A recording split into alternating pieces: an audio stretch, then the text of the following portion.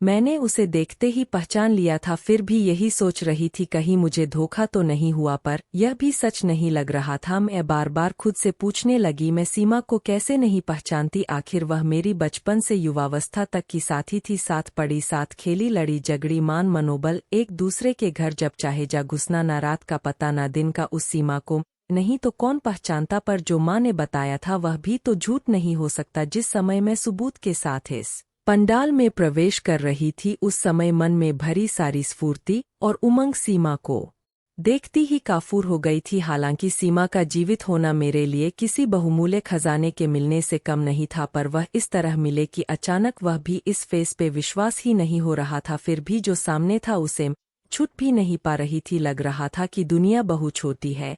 हमारा गांव बहुत बड़ा था और शहर से ज्यादा दूर भी नहीं था, इसीलिए हमें कॉलेज का सुख भी उपलब्ध हुआ। कभी सीमा के पापा ही हमें सुबह अपने 2 घोड़ों वाली गाड़ी में कॉलेज छोड़ आते और शाम को ले भी आते, पर अधिकतर उनका गाड़ीवान, जिसे हम सब मुल्ला जी कहते थे, हमें कॉलेज से लाने ले जाने का काम करता था। युवावस्था में हम दोनों ज्यादा दिन साथ नहीं रह सकी, क्योंकि सीमा की शादी तय हो गई थी। मां नए रहने के कारण उसके पापा ने रिश्तेदारों के परामर्श से उसका रिश्ता तय कर दिया। वह बीए भी नहीं कर पाई और ससुराल विदा कर दी गई। स्नातक कर लेने के बाद मेरी भी शादी हो गई। इस बीच सीमा जब भी गाँव आती तो लगभग खुश ही लगती थी, पर वह ज्यादा मायके टिकती नहीं थी। कभी कभी तो मैं उससे मिल भी नहीं पाती। तब मुझे बड़ा अजीब लगता था कि आखिर ऐसे कैसे वह अपने बचपन के साथी संगियों वैसे संगीत बताया था कि सीमा ने कुएं में कूदकर आत्महत्या कर ली है।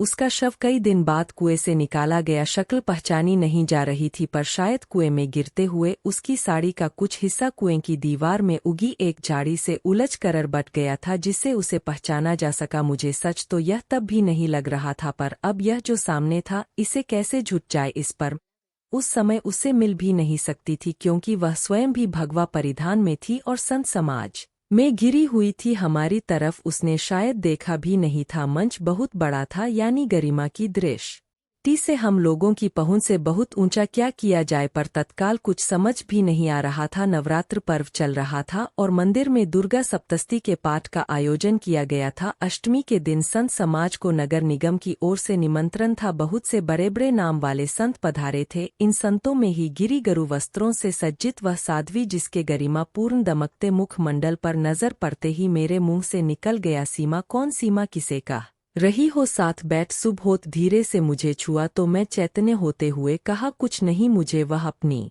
सहपाठी सीमा जैसी लग रही है।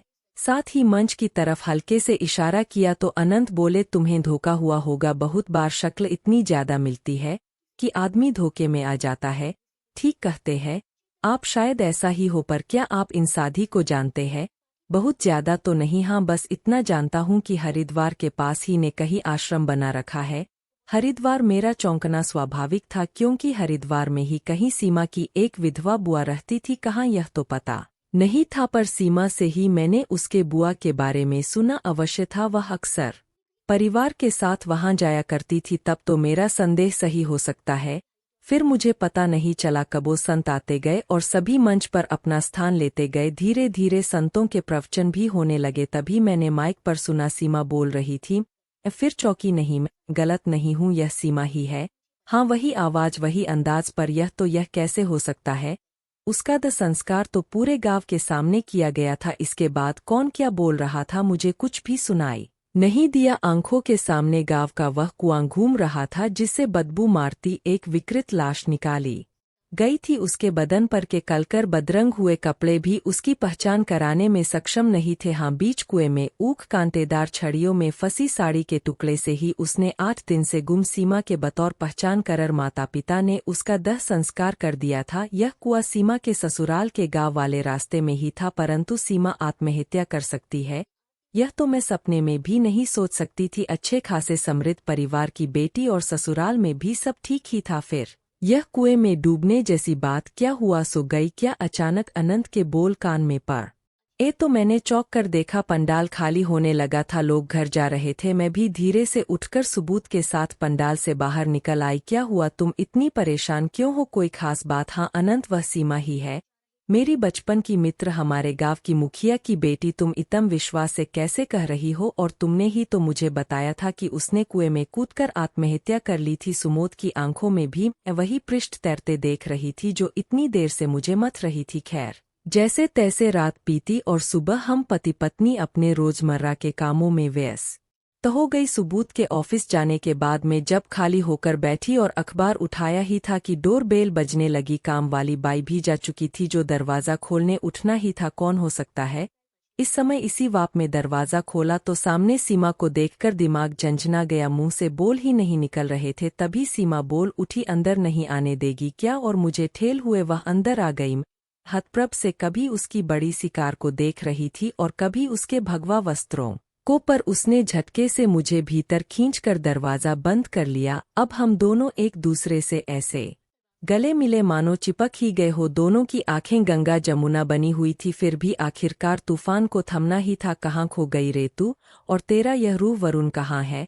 क्या हुआ था तेरे साथ? मेरा बांध टूट गया। धैर्य बाली के धैर्य, क्या सब यही खड़े खड़े पूछेगी? बैठने को नहीं कहेगी? उसके चेहरे पर सचमुच संतों वाली आभा थी। रंग तो उसका पहले से ही खिलता गोरापन लिए था। उस पर जो चमक मैं इस समय उसके चेहरे पर देख रही थी, उसकी दिव्य आभा मुझे सम्मोहित कर रही थी। मुझे अपनी गलती का आभास हुआ और हम दोनों ड्राइंग रूम में आ गए। रुक, तू बैठ, मैं पहले तेरे लिए पानी ले आऊं। कहते हुए मैं रसोई घर की तरफ बहाई। वह बिना कुछ कहे एक सोफे पर अपनी पुरानी आदत के अनुसार पैर ऊपर करके बैठ गई। सीमा को पानी देकर मैंने पूछा, तूने मुझे देखा था क्या? हमारी आत्मा ने हमें बताया था कि वह जो आगे वाली कुर्सी पर नीली साड़ी में लिपटी मूर्ति हमें घूर रही है, वह हमारे दोस्त सुमित्रा के अलावा और कोई नहीं। मुझे लगा थोड़ी देर के लिए सीमा वही बचपन वाली सीमा बन गई थी। तुझे मेरे घर का पता किसने छिया? वहां तो बहुत लोग थे। हाँ, लोग तो बहुत थे, पर तुझे देखते ही पहचान गई थी। अपने प्रधान शिष्य को मैंने तुम्हारे पीछे लगा दिया था। वह तुम्हारा घर देख गया था। मैंने तुमसे मिलने का यह समय जानबूझ कर चुना, क्योंकि यही हम दोनों के लिए सही समय रहता। मैं तेरे लिए चाय तो बना लाऊं? कहने पर सीमा ने मना कर दिया। मैंने चाय भी कुएं में फेंक दी थी। अब तू यहीं बैठ मेरे पास, बस ज्यादा समय नहीं है। शाम को मेरा दूसरी जगह प्रवचन है। उसने अपना कार्ड मुझे पकड़ते हुए कहा, इसमें मेरा फ़ोन नंबर वगैरह सब है। अब तू मेरे आश्रम पर आना, वहीं सारी बातें होंगी। और वह जोगिन एक बार फिर मुझे स्तब्ध करके बाहर निकल गई। अब मैंने अपने हाथ में पकड़े कार्ड को देखा तो उस पर लिखा था, परम योगिनी माता राज नंदिनी जी महाराज, पता हरिद्वार के निकट किसी गांव का था। पहेली अभी भी अनसुलझी ही थी। यह समझ में नहीं आ रहा था कि सीमा के साथ आखिर हुआ क्या था। शाम को सुबोध को जब सारी बात बताई तो उन्हें भी उत्सुकता हो आई। फिर हमारा अगली ही फुर्सत में हरिद्वार जाने का कार्यक्रम बन तो गया, पर हम लोग जा नहीं पाए सीमा के पास। फिर भी मेरे मन को तसल्ली थी कि मेरे सबसे प्यारी सहेली जिंदा है। दिन गुजर रहे थे। एक रात सीमा का फोन आया। बस थोड़ी बहुत औपचारिक बातें कब आ रही है, कौन कौन आ रहा है, पहले बता देना ताकि मैं आश्रम में ही रहूं, वगैरह वगैरह। एक महीना बीत गया। कभी उसका कहीं प्रवचन होता तो कभी सुबोध को समय नहीं रहता। फिर एक दिन सीमा का फोन आया, सुमी, इस शनिवार को आश्रम में पाठ और हवन है, आ जाओ तुम दोनों। रविवार को अनंत जी की छुट्टी रहेगी तो मेरा शिष्य इन्हें घुमा लाएगा और हम दोनों अपने कॉलेज चलेंगे। यानी वह मेरी पूरी जानकारी रखती है। कॉलेज पागल हुई है क्या? हमारा कॉलेज वहाँ कहाँ रखा है जो हम लोग कॉलेज जाएंगे? बड़े शोर का हाका लगाया उसने। अरे वह तो हमारे पास खुद आ जाएगा सुमीम, अपनी योग विद्या से बुला लूंगी, देख लेना। और फिर शनिवार को सचमुच हम आनंद आश्रम में हवन कर रहे थे। सीमा एक सिद्धेस्त ब्राह्मण की तरह पूरे कार्यक्रम को संभाल रही थी। यह गुल भंडारे के बाद सीमा की शिष्य मंडली आश्रम की व्यवस्था में लग गई और अनंत आराम करने चले गए। मुझे सीमा अपने कमरे में ले गई। तुझे वरुण से मिलवाऊं किए था, आखिर यह कौन से रहस्य से पर्दा उठाने जा रही है? अब उसने एक कमरे का दरवाज़ा खोलकर मुझे अंदर आने का इशारा किया। दरवाज़ा केवल भिड़ा हुआ था, बंद नहीं था। भीतर का दृश्य देखकर तो मेरा सारा शरीर सुन पड़ गया। साफ सुथरे बिस्तर पर बैठा एक भरा पूरा पुरुष पूरे बिस्तर पर खिलौने फैलाए उन्हें उलट पलट रहा था। उसके कपड़े साफ सुथरे थे। सीमा खिलौनों को सरका कर पलंग के कोने पर बैठ गई। पलंग भी अच्छी स्थिति में थे और कमरे के रखरखाव से मुझे यह समझते देर नहीं लगी कि यह कमरा सीमा का अपना कमरा होना चाहिए। सीमा को देखकर उसके चेहरे पर पाल सुलभ प्रसन्नता दौड़ गई। वह मुझ पर नजर पड़ते ही डरकर सीमा के पीछे छिप गया। सीमा ने वहां पड़ी कुर्सी की तरफ आंख से इशारा करके मुझे बैठने का संकेत किया और खुद उस बाल बुद्धि पुरुष को बहलाने लगी, यह मेरे दोस्त है, तुमसे भी यह दोस्ती करेगी, जाओ इनसे हाथ मिलाओ। सीमा ने कहा तो वह थोड़ा आश्वस्त लगा, पर जैसे उसका डर अभी खत्म नहीं हुआ। चोर नजरों से मुझे देखने लगा, परंतु उसने हाथ नहीं बढ़ाया। सीमा ने उसे फिर पुचकाते हुए मेरी ओर बड़ी उम्मीद से देखा तो अपना हाथ बढ़ा के जैसे नींद से जागी। इतनी देर में मैंने पहली बार उसे गौर से देखा। अरे यह तो वरुण था, पर इसे क्या हुआ, यह बोल क्यों नहीं रहा, कुछ क्या हुआ वरुण को? मेरे मुंह से अचानक निकला तो उसने सर उठाकर मेरी ओर देखा, यानी वह बात को समझता था और अपना नाम भी पहचानता था। मैं बराबर वरुण को ही देख रही थी, उसके इस दशा की तो मैंने कल्पना भी नहीं की थी। यह तुम्हारा कमरा है? सीमा, हाँ, तन ही तो जोगी हुआ है। सुमी, मन तो अभी भी बावरा ही है ना। अपने बावरे मन का क्या करूं, इस बावरे मन ने ही तो मुझे तुम्हारे सामने ला खड़ा किया, नहीं तो मैं आराम से निकल जाती। तुम्हें क्या पता चलता, तुम्हें मैं बराबर देख रही थी, तुम वहां होकर भी वहां नहीं थी। मैं आंखें फाड़े सीमा को देख रही थी। इसी समय आश्रम का एक सहयोगी थाली में भोजन लेकर आया। सीमा उसने थाली पकड़ने लगी तो उसने कहा, आप आराम कीजिए मां जी, इनको खाना खिला दूंगा। और उसने थाली वरुण के सामने रख दी। बापू खाना खा लो। वरुण ने बच्चों की तरह खुश होकर सिर हिलाया और फिर मेरी तरफ देखने लगा। मुझे उसकी यह हालत देखकर रोना आ रहा था, शायद वह मेरे कान झिझक रहा था। मुझे याद आ रहा था कि जब मैंने विवाह में उसके जूते चुराने की कोशिश की थी तो उसने मेरी कलाई पकड़ ली थी। अरे साली साहिबा, आपको तो हम दिल भी दे सकते हैं, बिना चोरी के क्या करेंगी जूते चुराकर? और मैं खिसिया कर वहां से भाग गई थी। मेरी आंखें गीली हो रही थी, तभी रागी ने मुझे बाजू से पकड़कर खींचा, चल दूसरे कमरे में बैठती है, वरुण खा लेंगे खाना, अब पहले से बहुत अच्छी है। मुझे कुछ भी समझ में नहीं आ रहा था कि मैं क्या कहूँ। दूसरे कमरे में कुछ कुर्सियां पड़ी हुई थी, हम दोनों वही बैठ गई। सेवक हमारे लिए भी खाना ले आए थे, मेहमान बाबू के लिए खाना वही ले जाइए, उसने सेवादार की ओर देखते हुए कहा तो वह सिर हिलाता बाहर निकल गया। थोड़ी देर बाद सीमा ने चुप्पी तोड़कर बोलना शुरू किया, उस हादसे ने इन्हें खत्म कर ही दिया होता। पर वह थोड़ी रुकी, फिर कहने लगी, बेचारी बेला हम दोनों के लिए बलि चढ़ गई। मैं आंखें फाड़े सीमा को देख रही थी, यानी वह कुएं, हाँ सुमी, वह कुएं से जो लाश निकली थी वह बेला की थी। बेला उस घर की नौकरानी थी, कुछ समय पहले तक बेला की माँ भी उनकी डोरी में काम करती थी। फिर बेला बड़ी हुई तो वह भी वहीं पर काम पर लग गई। उसका पति भी मेरे ससुर के खेतों की देखभाल करता था, सो बेला को भी आसानी से ही लगी होगी। बेला मुझसे थोड़ी ही बड़ी थी, कद काठी भी हमारा एक जैसा ही था, इसी से लोगों को धोखा हो गया। पर हुआ क्या था, सीमा ने मेरी बात पर ध्यान देने बिना अपनी बात जारी रखी। शादी के बाद 6-8 महीने तो ठीक तरह से गुजर गए, हाँ बस तुम सबकी नज़र में, जबकि सचमुच में ऐसा नहीं था। मुझे बहुत जल्दी समझ में आ गया था कि वरुण के पापा के घर में चलती ही नहीं थी। हमारे विवाह का कारण भी मेरे पापा का रुतबा और संपत्ति ही थी, जिस पर मम्मी जी के गिद्ध दृष्टि रहती थी। यह मुझे बहुत जल्दी ही समझ में आ गया था। वह वरुण की सौतेली माँ थी। वरुण से प्यार का झोंक तो बहुत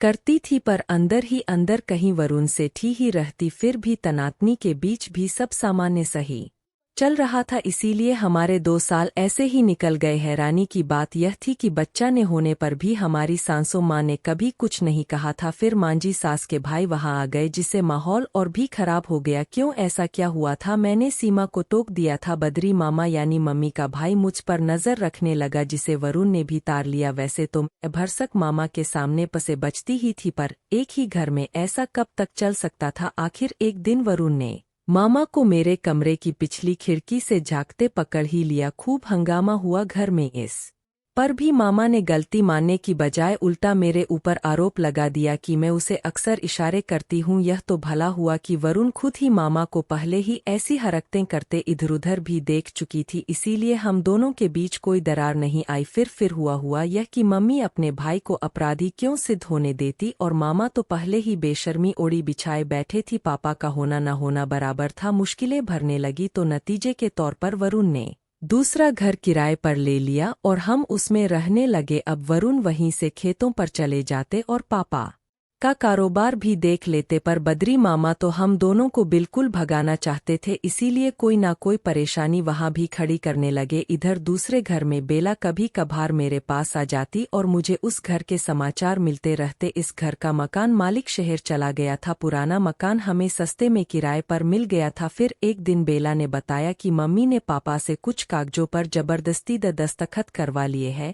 कई दिन इसी तरह बीत गए थे, पर उन्होंने अपने लिए काम ढूंढना पहले ही शुरू कर दिया था, क्योंकि मामा की बदतमीज बढ़ती ही जा रही थी। अक्सर ही वरुण का उनके साथ झगड़ा हो जाता, इसीलिए हमने उनसे बिल्कुल अलगाव का सोच लिया था। करने दो उन्हें अपनी माना मानी। उस दौर में एमए पास होने से उन्हें काम मिलने की उम्मीद भी पक्की थी। सीमा बोलती जा रही थी और मैं चुपचाप सुन रही थी। रान परेशान आंखें फाड़ी। इसी बीच एक दिन बेला ने बताया कि पापा अपने पुराने दोस्त के साथ डॉक्टर के पास शहर गए हैं। वरुण को उनकी चिंता तो अवश्य हुई, पर वे चुप रहे। शहर से लौटने पर हमारी सासू माँ ने उनसे इतना भी नहीं पूछा कि डॉक्टर ने क्या कहा, दवा ले आते वगैरह कुछ भी नहीं। जैसे पापा उस घर के सदस्य ही नहीं थे, जैसे उनके ठीक बीमार होने से मम्मी को किसी तरह का कोई वास्ता ही ना हो। हमारे घर छोड़ देने से पापा बिल्कुल अकेले पड़ गए थी। फिर एक दिन पापा को दिल का दौरा पड़ा और हम दोनों को घर जाना पड़ा। मम्मी के अपना कोई बच्चा तो था नहीं, इसीलिए बद्री मामा वहीं रहने लगी। पापा अस्पताल ऐसे गए कि फिर वहां से कभी नहीं लौटे और हम उन्हें विदा करके अपने किराए के मकान में लौट आए। पर उनको एक प्राइवेट स्कूल में नौकरी मिल गई थी। पापा के जाने के बाद एक दिन बेला ने बताया कि मापा सारी संपत्ति अपने नाम करवाने गए थे, लेकिन वह हो नहीं पाई, क्योंकि पापा जब अपने दोस्त के साथ शहर गए थे तो वे डॉक्टर के पास नहीं वकील के पास गए थे और नई वसीयत लिखकर उसको उन्होंने रजिस्टर भी करवा लिया था। बात वकील और पापा के दोस्त तक ही थी, इसीलिए किसी को भी पता नहीं लगा। इस वसीयत के अनुसार सारी चल अचल संपत्ति में वरुण और उसकी सौतेली मां बराबर के हिस्सेदार थे, और यह भी लिखा था कि जो कागजात मामा के पास है उन पर उसने जबरदस्ती हस्ताक्षर करवाए गए हैं, इसीलिए उन्हें खारिज माना जाए। इस स्पष्टीकरण से घर में एकदम हड़कंप मच गया। वरुण ना तो उस वसीयत की पैरवी करने गए, ना ही खंडन करने। इस पर भी मम्मी खुश नहीं थी। सीमा शायद बोलते बोलते थक गई थी। सेवाराम उसने आवाज लगाई तो एक भगवाधारी भागता हुआ आया। जी मां जी, उधर देख कर आओ, बाबू उठ गए हो तो चाय वाय दो कुछ, और उधर वरुण जी को भी देखो जरा, वरुण बाबू सो रहे हैं, मैं उन पर कंबल ढकाया हूँ। क्या कहा जी मां जी? पहले तो मुझे भी धोखा सा लगा, फिर मैंने देखा तो वे गहरी नींद में थे। प्रभु तेरा लाख लाख धन्यवाद। क्यों सीमा, यह क्या किस्सा है? यह उसी किस्से का हिस्सा है जो मैं तुम्हें सुना रही हूँ। जब से वह हादसा हुआ है, वरुण सोए कहाँ है? बहुत जोर लगाओ, मान मनोबल करो तो थोड़ा बहुत लेट जाएंगे। आंखें भी मूंद दंगे पर जिसे सोना कहा जाए उसे तो वह भूल ही गए हैं। लंबी यातना भोगी है, बेचार ने नींद की दवा देनी पड़ती है, वरना तो रात भी जागते ही कटे। इसीलिए मुझे यहाँ सोना जरूरी होता है, और हम पति पत्नी है, यह बात छिपाने का कोई प्रयोजन भी नहीं है। आज अपने आप सोए है। सुमी, तुम्हारे कदम शुभ पड़े बहन। मैं किन शब्दों में तुम्हारा धन्यवाद करूं? यानी आश्रम वाले तुम्हारे और वरुण के रिश्ते को जानते हैं। हाँ, सबको यह भी पता है कि उनके साथ हुए हादसे के कारण उनकी यादाश्त हो गई है। एक डॉक्टर उनकी प्रोग्रेस देखने रोज आता है। वैसे तो वह थोड़ा निराश सा था धीमी प्रोग्रेस से, फिर भी हार तो हम दोनों ने ही नहीं मानी थी, बस थोड़ी गति धीमी है। आज प्रभु ने दिन भी दिखाया कि वह बिना दवा के सोए है। सच में ही तुम मेरी वही पुरानी खुशियां लौटाने का कारण बन जाओगी सुमी। सच, और उसने खुशी के अतिरेक में मुझे गले से कसक लिपटा लिया। मुझे भी यह देखकर बहुत सुखद लगा कि मेरी बाल सखी को कोई खुशी तो मिली। इतने में सुबोध ने दरवाजे को हल्के से खटखटाया। आ जाइए कहते हुए सीमा उठ खड़ी हुई। आप बैठिए, मैं अभी आती हूँ। वरुण को देखकर सुबोध मुझे प्रश्नवाचक नजरों से देखते हुए सामने रखी कुर्सी पर बैठ गई। मैंने आग के इशारे से उन्हें मौन रहने को कहा। यह वरुण कौन है? सुबोध का स्वर बहुत मध्यम था। सीमा का पति है, पर पता नहीं क्या दुर्घटना हुई कि वह बिल्कुल बच्चों जैसी गुंडे हरकतें कर रहा है। मुझे लग रहा है कि कुछ बहुत बड़ी दुर्घटना हुई है, जिसने दोनों के जीवन को ही उथल पुथल कर दिया। थोड़ी देर में ही सीमा के साथ ही एक सौम्य सी युवती ने 2 कप चाय और कुछ बिस्किट लाकर हमारे सामने रख दिए। सीमा भी एक कुर्सी लेकर वहीं बैठ गई। बहुत चैन की नींद सो रहे हैं। वरुण उसने चैन की सांस दी। फिर वह सुबोध की ओर देखती हुई बोली, चाय लीजिए सुबोध जी, चाय पीकर आश्रम में घूमिए, कल आपको गंगा तट पर ले चलेंगे। पहले जैसा माहौल होता तो आपको यहाँ जंग से बैठने ना देती। अब तक तो मैंने अपने प्यारे से जीजा जी को नचा डाला होता, पर अब तो वह चंचलता तय करके बड़े बॉक्स में डाल दी है। हमेशा के लिए मैंने देखा वह बिल्कुल सामान्य थी, तभी वही यति स्टील के ग्लास में कुछ लाकर सीमा को दे गई। चाय की तरह ही उसे सुलग हुए सीमा बोली, मेरी चाय बरसों से यही हरी सौंफ और अदरक। बातों का रूप बदल गया था। मुझे लगा वह सुबोध के सामने अपने घम नहीं दिखाना चाहती, हालांकि वह जानती है कि सुबोध भी सब जान है। फिर इधर उधर की बातें होने लगी। 2 ही दिन में मैंने वरुण में होने वाले परिवर्तन को महसूस किया था। गहरी नींद लेने से वरुण की आंखों में एक ताज की दिखाई देने लगी थी। अब वह रात को भी सोने लगे थे। सीमा ने दवाई की मात्रा कम कर दी थी। इस परिवर्तन से सीमा भी बहुत ज्यादा खुश थी, परंतु हमें बात करने का अधिक अवसर नहीं मिला। सीमा की दिनचर्या पूरी तरह बदल चुकी थी, सिवाय वरुण के देखभाल के। शेष पूरा समय उसका ध्यान संध्या पूजा प्रवचन आदि में ही निकल जाता, लेकिन मैंने वरुण के साथ रहती हुई सीमा का आंखों में दर्द को साफ महसूस किया था, जो मुझे कहीं भीतर तक भेज जाता था। इन 2 दिनों में जितना समय वह आश्रम के दूसरे कामों में रही, उतना समय हम दोनों हर जगह साथ ही रही। इन पलों में वह वरुण के सुधरती स्वास्थ्य के लिए बराबर मेरा धन्यवाद करती रही। एक डॉक्टर जो वरुण को देखने रोज ही आता था, उसने भी वरुण को नींद आने से संतोष जताया था। अब वरुण तेजी से सुधार की राह पर होगा, यह डॉक्टर का कहना था। 2 दिन आनंद आश्रम में रहकर हम दोनों वापस घर लौट आए। वहां से चलते समय सीमा ने मुझे एक डायरी दी। इसे मैंने सिर्फ और सिर्फ तुम्हारे लिए लिखा है सुमी, तुमसे भेंट के बाद आराम से पढ़ना, कहकर वे मेरे गले लगी और हम घर लौट आए। सुबोध के ऑफिस चली जाने के बाद मैंने सीमा की दी हुई डायरी निकाल ली और आराम से पढ़ने लगी। जितना मैं जान चुकी थी उतने प्रश्न पलटने के बाद मैंने पढ़ना शुरू किया। पापा ससुर जी के बाद बेला ने उस घर की नौकरी छोड़ दी थी, कारण मामा ही थे। बेला पापा की बहुत सेवा करती थी और वे भी उसे बेटी ही मानते थे। ऐसे ही किसी समय उन्होंने नई वसीयत के बारे में बेला को बता दिया था। ओबेरा ने मुझे भी बताया था। बस यही वसीयत हमारी मुसीबत का कारण बन गई। जब से मामा को नई वसीयत का पता चला था, मामा वरुण पर नजर रखने लगे थे। वरुण को घर लौटते देर तो होती ही थी, पर यह मकान कम किराए का था, इसीलिए हम इसे बदल नहीं रहे थे। इधर वरुण पर घर लौटते समय कई बार जानलेवा हमले भी हुए, परंतु हर बार किसी न किसी तरह वरुण बचते रहे। बेड़ा और उसका परिवार हर तरह से हमारी मदद करने लगा था। गांव में कुछ और लोग भी थे जो पापा जी के एहसानों तले दबे थे, वे भी हमारी सहायता करते ही थे। फिर भी मैं यह बात अपने मायके तक नहीं पहुंचा सकी। तुम जानती हो, गांव में तब तक फोन की सुविधा ही नहीं थी। बेला और मैं अभी सोच ही रहे थे कि किसी को भेजकर पिताजी को सारी स्थिति बताई जाए कि इसी बीच एक दिन बेला भागती हुई आई। इस समय रात उतर चुकी थी, वह हाफ रही थी। वरुण अपने कमरे में कुछ पढ़ रहे थे और मैं खाना बना रही थी। भाभी, आज रात बहुत सावधान रहना, मामा पता नहीं क्या करने वाले हैं। मेरे देवर ने उन्हें बदलू बदमाश से आज रात यह काम हो जाना चाहिए कहते हुए सुना है। तो बदलू ने कहा था, आप हमारी रकम तैयार रखो, आपका काम हो जाएगा। सुमी, यह बदलू मेरी ससुराल का नामी गुंडा था, पैसे के लिए कुछ भी करता था। मुझे यह भी बता था। बेला जैसे आई थी सब बताकर जल्दी से बाहर निकल गई। जब मैंने वरुण को बताया तो परेशान तो वो भी हो गई थे, पर कुछ समझ में नहीं आ रहा था कि क्या करें। रात के समय बाहर निकलने से अधिक घर में रहना हमें सुरक्षित लग रहा था। चिंता में नींद भी नहीं आ रही थी। लगभग 12 बजे होंगे कि बाहर से आवाजें आने लगी, भाभी दरवाजा खोलो। कोई जोर जोर से सांकल खड़खड़ रहा था। वरुण ने जैसे ही दरवाजा खोला तो एक पर ओसी हाफ हुए बोला, आग आग आग लगाई है।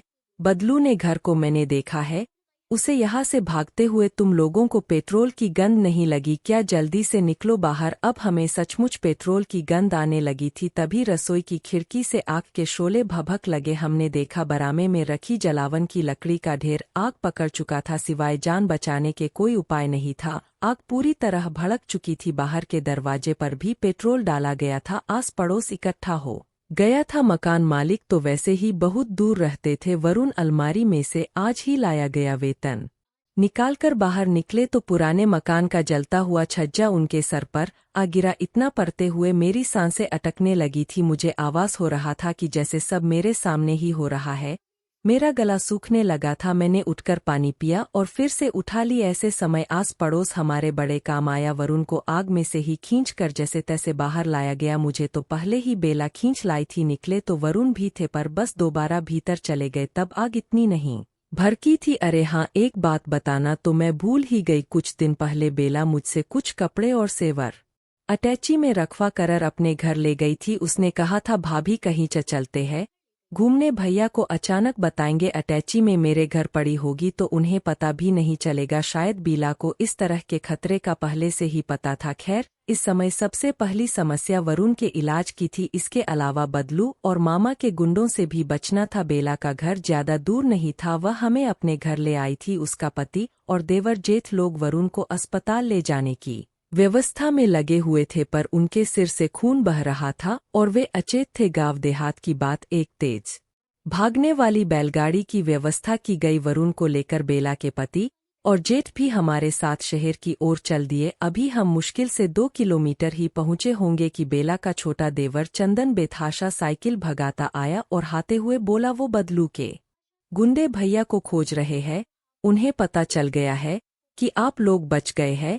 और वह तुरंत ही पलटक दूसरे रास्ते हो लिया। भाग्य से वहां जहां हम थे वहां चौराहा था। बैलगाड़ी तुरंत शहर की विपरीत दिशा में मोड़ दी गई और हम उनकी नज़र से बच गए। यह बेला के जेठ की पहचान के डॉक्टर थे, डॉक्टर सरनन, शांत, शालीन और परोपकारी बुजुर्ग। यह जगह हमारे गांव से दूर और कुछ अनजानी सी भी थी। यहाँ बदलू के आने की संभावना नहीं थी। डॉक्टर को सारी बात बताकर पर उनको उनके हवाले कर दिया गया और हमने सुख की सांस दी। बैलगाड़ी के पहियों के निशान से हमारा पता लगाना कोई बड़ी बात तो नहीं थी, पर उस रात जमकर बारिश हुई और पूरे रास्ते में पानी भर गया। वो कहते हैं, न मारने वाले से बचाने वाला बड़ा होता है।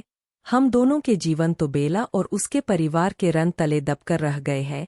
सुमी, अब चिंता हुई कि मेरे घर तक खबर कैसे पहुंचाई जाए, तो यह दायित्व भी बेला ने अपने ऊपर ले लिया था। पर अभी तो बेला मेरे पास रुक गई थी। इस बीच 2 दिन बीत चुके थे। डॉक्टर शरण पूरी मेहनत से वरुण का इलाज कर रहे थे। 2 दिन बाद वरुण को होश आया, पर उनका व्यवहार बदल गया था। वे बच्चों की तरह रो रहे थे। डॉक्टर ने बताया कि उन्हें सिर में चोट लगने से अधिक मानसिक आघात लगा है।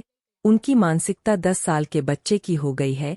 वे ठीक हो सकते हैं और नहीं भी। हमें धैर्य से काम लेना होगा, क्योंकि उनके ठीक होने में कितना समय लगे इसका तो पता ही नहीं। उधर बेला के जेठ और पति लक्ष्मण सारे समाचार मुझे पहुंचा रहे थे, लेकिन उन्हें भी तो बहुत सावधानी रखनी पड़ रही थी, क्योंकि उन्हें मामा और बदलू की नज़र से भी बचना था। इसी बीच पता चला कि मामा के लोग हमें बराबर खोज रहे थे। मकान में आग लगने के बहाने वे हमारे लिए चिंता दिखाकर पुलिस स्टेशन के चक्कर काट रहे थे। खबर मिलने पर मकान मालिक भी आ गया था और उसने पुलिस में किसी के द्वारा आग लगाए जाने की रपट लिखवाई थी। पुलिस वाले अपनी गोटी अलग ही बैठा रहे थे, मकान मालिक की दुश्मन या ततोल रहे थे। खतरे को देखते हुए बेला के देव चंदन ने खुद न आकर हमें सूचना देने अपने एक दोस्त राजेश को हमारे पास भेजा। राजेश ने बताया कि चंदन के पूरे परिवार पर नजर रखी जा रहा है, उनके यहाँ आने से हमें खतरा हो सकता। राजेश शहर में रहता था, इसीलिए उसे गांव में कोई नहीं जानता था। 4 दिन मेरे पास रहकर बेला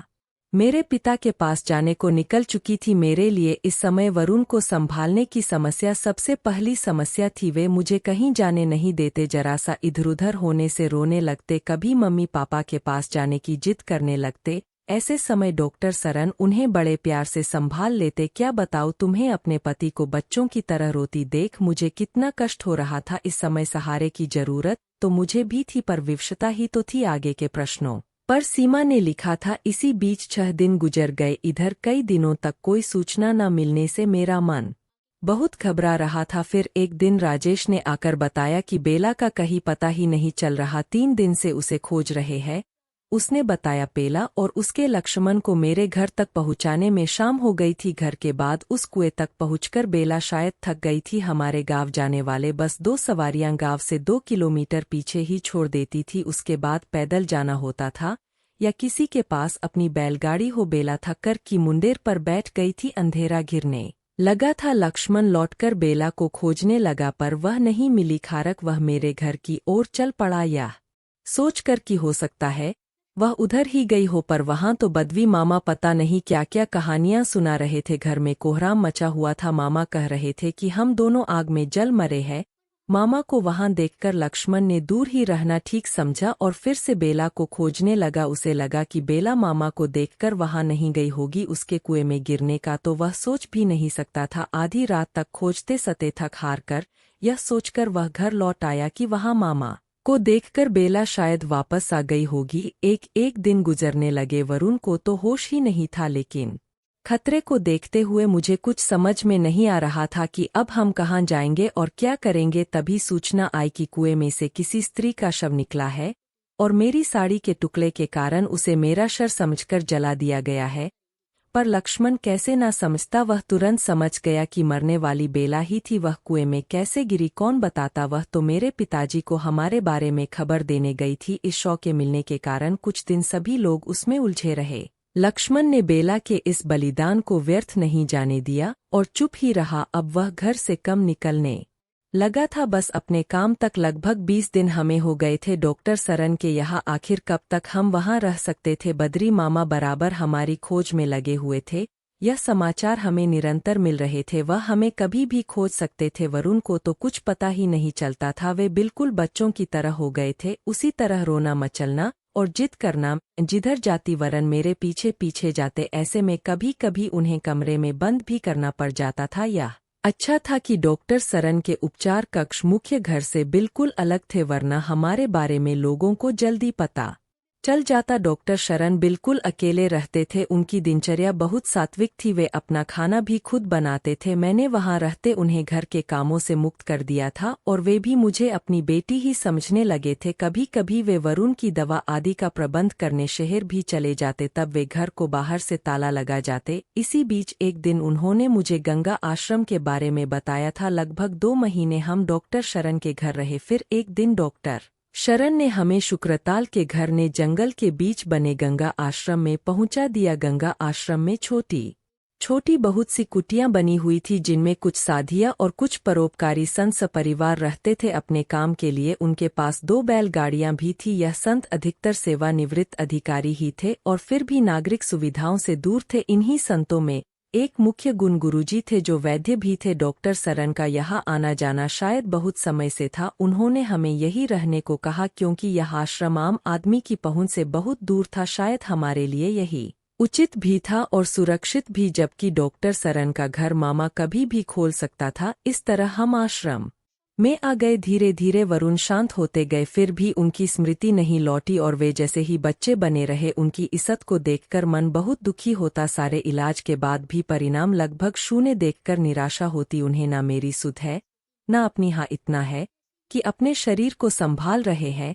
मैं तो इतना ही पर्याप्त समझती हूँ कि उनका जीवन सुरक्षित है। पति का रिश्ता तो मैं फूल ही चुकी हूँ। डॉक्टर के कहने पर यदि मैं कभी वरुण से पत्नी भाव में छेड़छाड़ करती तो मैं बेहद नाराज हो जाती और कहते तुम बहुत गंदी हो, मम्मी से तुम्हारी शिकायत करूंगा। और मुझे आंसू छिपाने पड़ते। यहाँ मेरे पास दूसरे आश्रमों से संतों का आना जाना होता रहता है। गंगा आश्रम में कुछ संतों पति पत्नी भी थे। वहाँ सभी संतों को सब पता है कि पर सभी पढ़े लिखे गंभीर लोग थे, इसीलिए किसी तरह का कोई खतरा नहीं था। 2 लोग तो वहीं से मेरे साथ आए हैं। तुम्हें पता है सुमी, गीता रामायण तो हम लोग बचपन से पढ़ते आए हैं।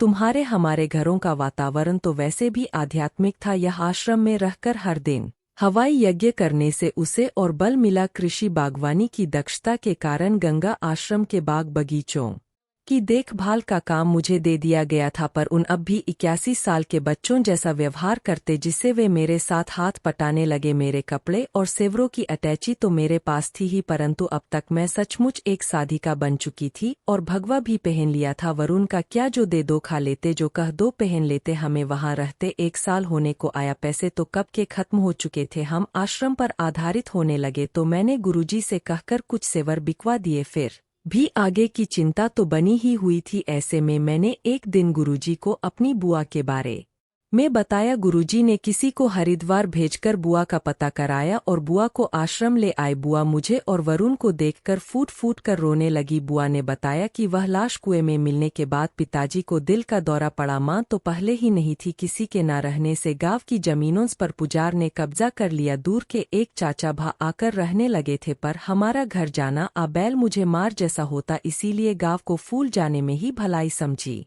कुछ दिन बुआ के साथ व आश्रम में रहकर हम दोनों यहाँ आ गए। बुआ के कोई बच्चा नहीं था, उन्होंने हमें अपना सब कुछ सौंप दिया। बुआ को मना कर दिया गया था कि अभी किसी को भी कुछ न बताएं, क्योंकि अभी खतरा हो सकता है।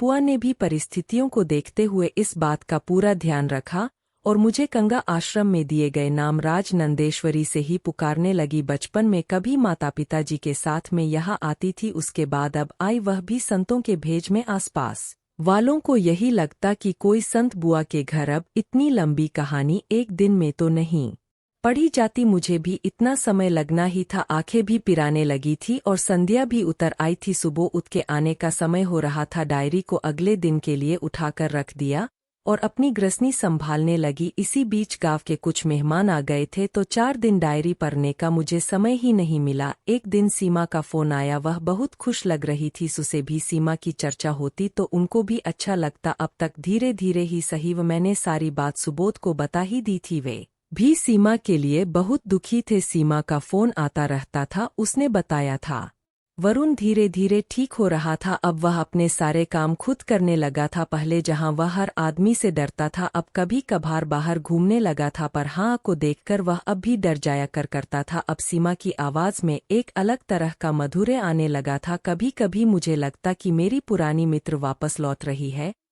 उसके चेहरे पर वही नारी सुलभ भाव देखने के लिए लालायित रहने लगी। समय मिलते ही मैंने फिर से डायरी निकाली और आगे के पन्ने पलट द गई। बुआ का भी हमारे सिवाय कोई ना था, सो घर को ही आश्रम में बदल दिया गया और वहां मंदिर भी बना दिया गया। कभी कभार गंगा आश्रम से कोई साधु संत आ जाते तो बहुत अच्छा लगता। बेला के परिवार से संपर्क टूट ही गया था, क्योंकि बेला मेरी बुआ को नहीं जानती थी। अब मायके ससुराल दोनों जगह से मेरा संपर्क टूट चुका था। 3 साल इसी तरह गुजर गए। बुआ ने अपने सारी संपत्ति हमारे नाम लगा दी थी। मेरी दिनचर्या यहाँ भी वही आश्रम वाली ही रही, क्योंकि अब मुझे उसी दिनचर्या का अभ्यास हो गया था। यह स्थिति वोगे रहती भी थी और उनके बाद भी वही नियम से हवन पूजा पाठ होता तो लोग मंदिर में आने लगे और प्रवचन देने को कहते, तो वह सिलसिला भी चल निकला। और अब तुम देख ही रही हो कि मुझे बाहर भी बुलाया जाने लगा है।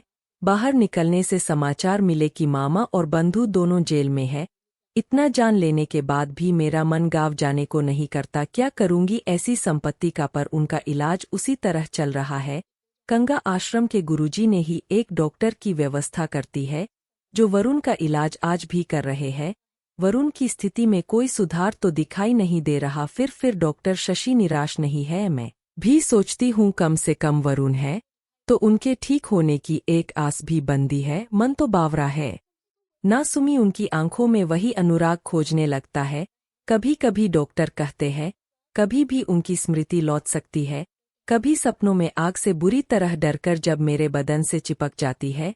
मैंने डायरी रख दी आगे। राधनी की आध्यात्मिक दिनचर्या का विवरण था। अभी मैं उठकर चाय बनाने के बारे में सोच ही रही थी कि सीमा का फोन आ गया। जय श्री राम सुमी। जय श्री राम कहिए संत जी, क्या हाल है? मैंने उसे छेड़ा। राम जी की कृपा है। बालिके सीमा अच्छे मूड में थी शायद। आश्रम आज जा 2-4 दिन के लिए। हाँ, सोच तो मैं भी रही थी। वरुण कैसे है अब? बहुत अच्छी प्रोग्रेस है। सुमी अब आराम से सोती है। न की दवा भी अब नहीं देनी पड़ती लगता है। कुछ याद करने की भी कोशिश करते हैं, पर कुछ याद न आने से परेशान हो जाते हैं। आजाना उसके स्वर में एक अनुरोध था। कोई खास योजना है क्या? हाँ है तो बस आजा। इस रविवार को हो सकता है, शायद भाग्य साथ दे ही जाए। क्या करने वाली है तू? आकर खुद ही देख लेना ना। मैंने सुबोध को पूछा तो वे आश्रम जाने को तैयार हो गए और फिर अगली रविवार हम दोनों फिर से आनंदम आश्रम में थे। सीमा हमें देखकर बहुत खुश हुई, पर उन भी उस समय उनके साथ बाहर लॉन पर ही टहल रहे थी। उनके चेहरे पर भी आज सहज भाव थे। मैंने देखा इस बार वरुण हमें देखकर घबराया नहीं, बल्कि दोनों हाथ जोड़कर उन्होंने मुझे और सुबोध को नमस्ते भी की थी। फिर भी मुझे नहीं लगा कि उनकी पुरानी स्मृति लौट आई है। हाँ, यह अलग बात है। कि वे बड़े ही सहज होकर हमारे बीच बैठे रहे और सबूत के साथ देर तक टूरो खेलते रहे। मैंने देखा आश्रम के कोने में घास और बांस की सामग्री से एक छोटी सी कुटिया बनाई गई थी। मैंने सीमा से उसके बारे में पूछा तो वह हंसकर बोली, यहाँ एक नाटक खेला जाएगा, वही देखने तो तुझे बुलाया। उसके गोलमोल उत्तर से मैं और भी ज्यादा उलझ गई थी, पर तब तक वह अपने सेवकों को कुछ निर्देश देती हुई दूसरी ओर निकल गई। मुझे उसने वहीं बैठने का संकेत किया था। वहीं बैठकर सोद और वरुण को लूडो खेलते देखने लगी। वरुण गोठिया सही पड़ने पर बच्चों की तरह खुश हो जाती और गलत पड़ने पर बुरा सा मुंह बना लेते। अब तक आश्रम के लोग शायद हमारे संबंध में कुछ समझ चुके थे, या हो सकता है कि रागिनी ने उन्हें मेरे संबंध में बता ही दिया हो, क्योंकि अन्य दिनों की अपेक्षा का व्यवहार अधिक आत्मीयता वाला लग रहा था। हम सब उसी कुटिया के आंगन में बैठे हुए थे, तभी वरुण का डॉक्टर आ गया। सब तैयारी कर ली है ना? उसने सीमा से पूछा। हाँ, सब मौजूद है, पर डॉक्टर साहब मुझे लगता है थोड़ी चाय पी ली जाए तो अच्छा रहेगा। डॉक्टर ने सहमति से सिर हिलाया तो रागिनी के संकेत पर एक सेवक सबके लिए चाय ले आया। चाय पीकर हम सब उठकर उस कुटिया की ओर चल पड़े, क्योंकि सीमा उधर ही बढ़ रही थी। तब मैंने देखा एक पेड़ के नीचे एक बिस्तर इस तरह लगा हुआ था कि बिस्तर पर लेटने वाले को कुटिया दिखाई देती थी। आश्रम के युवा सेवादार भी वहां मौजूद थे। थोड़ी देर बाद डॉक्टर के संकेत पर सीमा वरुण को साथ लेकर उस कुटिया के भीतर चली गई। हमें उसने वहीं पड़ी कुर्सियों पर बैठने को कहा था। हम अभी डॉक्टर से व उनके स्वास्थ्य की चर्चा कर ही रहे थे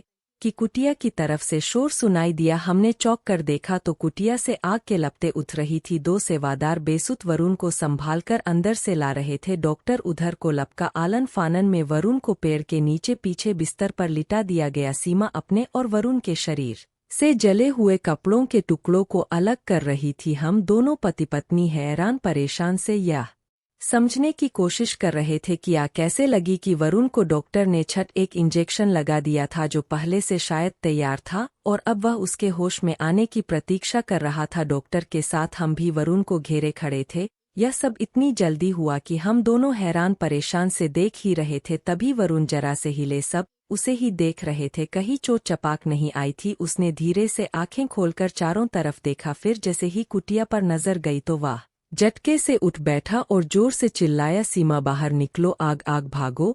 और वह कूदकर बिस्तर से नीचे आ गया। वहां उसे इस तरह से मिटाया गया था कि आँख खुलते ही सामने उसे धू-धू चलती कुटिया दिखाई दी जाए। वरुण, तुम ठीक हो गए? वरुण और सीमा तोड़ती हुई वरुण से लिपट गई थी। कितने सालों के बाद वरुण ने उसे उसका नाम लेकर पुकारा था। अब मुझे समझ में आया कि यह नाटक एक प्रयोग था जो सफल रहा। अब वरुण एकदम ठीक हो चुके थे, बिल्कुल पहले की भांति। बधाई हो सीमा जी, हम सफल हुए। डॉक्टर के चेहरे पर की विजय मुस्कान थी और साथ ही सबकी आंखों में खुशी के आंसू छलक आए थे। अगर आपको वीडियो पसंद आए तो लाइक और सब्सक्राइब करना न भूलें। धन्यवाद।